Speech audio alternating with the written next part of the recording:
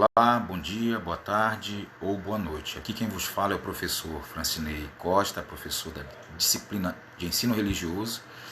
E por ocasião de estarmos vivenciando este diferente ano letivo de 2021, onde enfrentamos um período aí difícil de pandemia, aprove a nossa escola disponibilizar a você, nosso aluno, a você, nossa aluna, alguma forma de aproximação com seus professores, com a escola. Tá? Eu estou trazendo a vocês esta pequena videoaula, cujo objetivo é explicar de alguma maneira os detalhes concernentes ao nosso conteúdo da disciplina do ensino religioso. Eu, embora saiba que este vídeo não possa ser um vídeo extenso, eu insisto numa coisa. É importante que nós adentremos naquilo que nós chamamos de estudo dos assuntos concernentes a esse universo sagrado, que é o universo da qual trata essa disciplina, o ensino religioso, que nós entendamos a razão.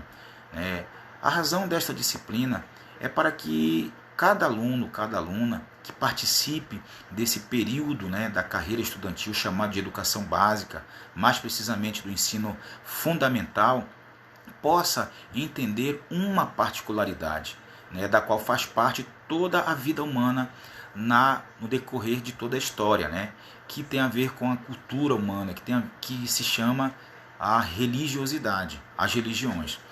Por qual motivo? Porque ao conhecer o próprio homem, ao conhecer a própria humanidade, o homem precisa se debruçar e entender sobre como o homem pensa e sobre como o homem age.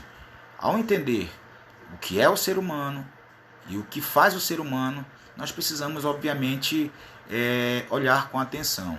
E, olhando com atenção, nós não podemos separar a humanidade deste elemento tão influente na vida humana, que é as religiões, e que tem a ver com a maneira com a qual muitos indivíduos pensam. Quando nós falamos em religião, ou seja, na religação entre o ser humano e o seu pretendido ser criador, ou seus pretendidos seres criadores, nós estamos falando de um tipo, de uma categoria de relacionamento, que remonta a períodos antiquíssimos, períodos tão antigos quanto a sobrevivência da humanidade nesta terra. Pois bem, nós vamos tratar no contexto desta videoaula sobre não exatamente a crença, mas a diversidade do pensamento humano, inclusive contrariando o pensamento religioso. O título da nossa lição, do nosso tópico agora para esse segundo período de pandemia, tem a ver, está aqui diante de vocês. Quem é contra a religião? Nas ideias ou os pensamentos. O nosso texto diz assim: de acordo com o texto anterior, vimos os seguintes tópicos: crítica às religiões e as críticas às religiões na modernidade. Dessa forma foi possível conhecer e refletir sobre a realidade histórica e atual da diversidade ideológica. Por que diversidade, gente? Porque quando nós olhamos para a humanidade, nós temos que reconhecer que há variados formatos de pensamento. Vamos aqui colocar 2. Vamos colocar 3.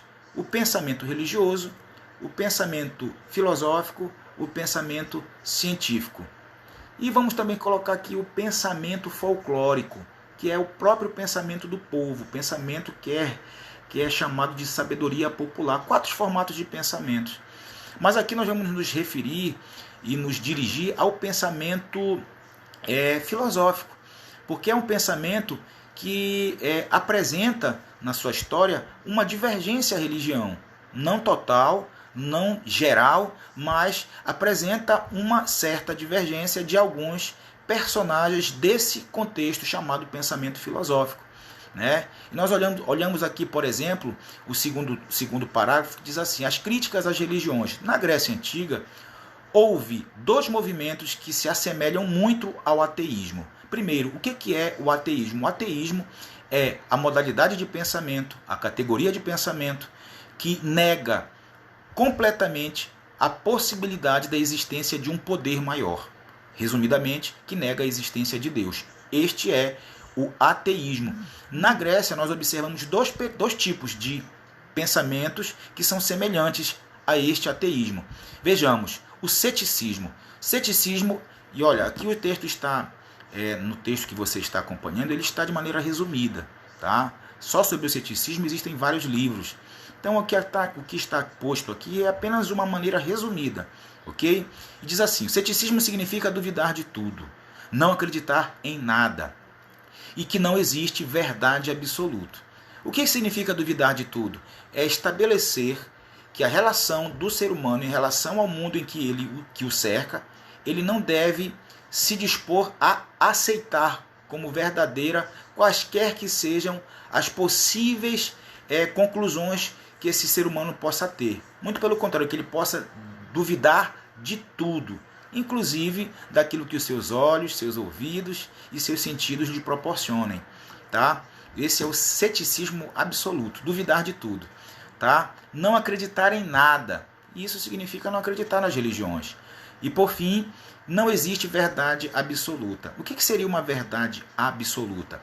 É aquele tipo de conclusão a que se chega da qual não se pode duvidar. Por exemplo, nós podemos negar a existência da morte? A morte é algo que depende da opinião ou é algo realmente existente e que, independente da nossa opinião, vai ser uma realidade de fato? Então, se é uma realidade de fato, isso é uma verdade absoluta. É importante que nós consideremos que a morte, por diversas vezes, nós já observamos de animais, de pessoas, sobretudo agora nesse período da pandemia, infelizmente o número de óbitos está cada vez maior. Mas nessa modalidade de pensamento que é contrária à religião, nega-se inclusive a possibilidade de se encontrar uma verdade absoluta. Ok? Assim resumimos aqui o que seria o ceticismo como uma forma de crítica à religião. Por outro lado, nós temos aqui o epicurismo, que se diz o seguinte: significa que a morte é o fim de tudo. Se há um poder maior, este está separado da vida humana. O ser humano deve buscar o prazer equilibrado e moderado para ser feliz na terra. O epicurismo ele trata logo dizendo algo que é completamente diferente na maioria das religiões, que após a morte segue-se um destino, ou um destino no paraíso, ou um destino no inferno, no inverso do paraíso. Na maioria das religiões, isso está claro. Então, é claro que nem todas as religiões acreditam no mesmo tipo de paraíso ou no mesmo tipo de inferno. Há religiões que, inclusive, estabelecem a existência de um meio termo, um purgatório. Tá?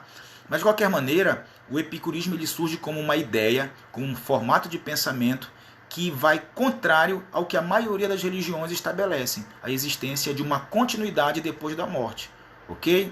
Pois bem, o epicurismo também defende a proposta de um caminho de pensamento, de atitude no ser humano em que ele busque sim felicidade, mas não uma felicidade na comunhão, na relação entre criatura e criador. Não busque este ser humano uma felicidade por vias da fé, por via das religiões, mas busque este ser humano uma felicidade no prazer moderado. Tá? O que seria essa moderação, esse equilíbrio? Seria que você não precisa necessariamente se negar ao prazer. E por outro lado, você também não precisa buscar só viver no prazer. Buscar totalmente o prazer como não havendo mais nada a ser feito na vida, mas que se busque o equilíbrio, o que nós podemos chamar de caminhada moderada. Esse é o pensamento do epicurismo, ok? Vejamos aqui neste nosso último tópico desse nosso segundo período. A partir do século XVIII, alguns filósofos com ideias materialistas começaram a criticar a religião por abuso de força, de poder, por guerras e etc. Estes filósofos, esses pensadores, dirigiam suas críticas à religião, mas mantinham Deus a salvo das críticas, pois para eles as coisas ruins feitas em nome da religião eram obra dos homens. Bom, gente, então é importante, tá, que nós compreendamos, né, que nesse período do século XVIII, né, período da Idade Moderna, né, em que o homem acaba rompendo com o controle das instituições religiosas. As religiões, elas alcançaram um grande nível, um grande patamar de poder. Poder sobre o conhecimento, poder sobre as forças de produção, né, poder sobre a moralidade, sobre a ética e o poder sobre o direito de crença, né? Inclusive, havendo dessas instituições, né, uma intolerância a todo e a qualquer pensamento que fosse contrário à religião, né? Muitos cientistas, muitos filósofos tiveram que realmente negar suas ideias, seus pensamentos, porque se assim não o fizessem, seriam mortos na fogueira da Inquisição, né, que era um instrumento de castigo, né, presente, legalizado no período dominante da Igreja Católica. Então, os críticos, eles fazem, né, uma crítica às religiões, dizendo que estas são, de fato, abusivas em seu contexto de poder, em seu contexto de autoridade, inclusive sendo contrárias à liberdade das pessoas. Ok? Então, finalizando, né, nós podemos dizer que a crítica, né, nesse período moderno, ela se dirige às religiões. Elas não são uma crítica à existência de um ser maior, de um poder maior. Eles dizem que os homens é que usam as religiões e que no uso dessas religiões, no comando dessas religiões, eles acabam se perdendo e prejudicando o próprio progresso da humanidade. Ok? Aqui nós encerramos essa pequena videoaula e se você for verificar o total do nosso material impresso, você vai perceber, né, a existência de 5 questões com 4 alternativas a serem marcadas, né? Em todas as questões vocês precisam fazer uma leitura do texto, uma leitura atenciosa, tá? Uma leitura atenciosa e, obviamente, uma resposta coerente com o que está no texto e com o que está sendo explicado. Forte abraço a todos, aqui me despeço. Quem vos falou foi o professor Ney Costa. Até mais. Até a próxima aula.